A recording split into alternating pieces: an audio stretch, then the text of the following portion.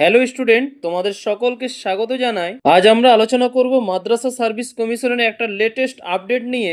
চলো আমরা জেনে নেব এই ভিডিওর মাধ্যমে। এবং তোমরা যদি এই চ্যানেলে নতুন হয়ে থাকো তাহলে অবশ্যই চ্যানেলটিকে লাইক এবং সাবস্ক্রাইব করে নেবে। চলো এবার জেনে নেওয়া যাক। প্রথমে বলে রাখি, আজ পশ্চিমবঙ্গের মাদ্রাসা এডুকেশন সংক্রান্ত একটা গুরুত্বপূর্ণ আপডেট আপনাদের সঙ্গে শেয়ার করতে যাচ্ছি। চলো এবার জেনে নেওয়া যাক। তোমরা দেখতে পাচ্ছ 31শে অক্টোবর 2025 তারিখে বিকাশ ভবন থেকে একটি অফিসিয়াল চিঠি প্রকাশিত হয়েছে। এই চিঠি পাঠানো হয়েছে প্রতিটি জেলার মাইনরিটি অ্যাফেয়ার্স অফিসারদের কাছে। সেখানে স্পষ্টভাবে বলা হয়েছে যে পশ্চিমবঙ্গের যতগুলো সরকার অনুমোদিত মাদ্রাসা রয়েছে সেই সব মাদ্রাসায় কতগুলো পদ অনুমোদিত আছে, কতগুলো পদে শিক্ষক ও নন টিচিং স্টাফ বর্তমানে কর্মরত আছেন এবং কতগুলো পদ খালি রয়েছে, সেই পুরো বিস্তারিত তথ্য জমা দিতে হবে। এবার জেনে নেব যে এই তথ্যগুলো এক্সেল ফরম্যাটে কিন্তু জমা দিতে হবে।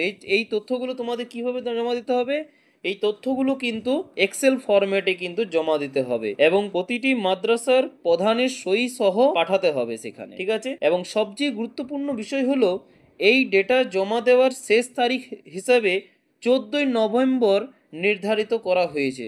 অর্থাৎ খুব কম সময়ের মধ্যে এই তথ্যটা সরকারকে পাঠাতে হবে। এরপরে তোমরা দিকে বলে রাখি যে এখন বিষয়টা কেন গুরুত্বপূর্ণ।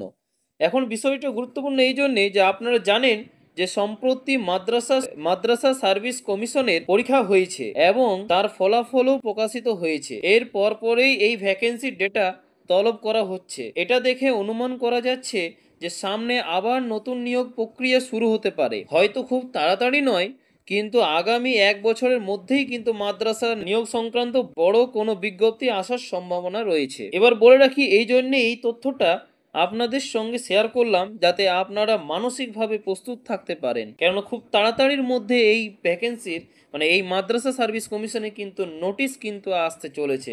আবার নতুন করে একটা নিয়োগ প্রক্রিয়া কিন্তু স্টার্ট খুব তাড়াতাড়ির মধ্যেই হতে চলেছে।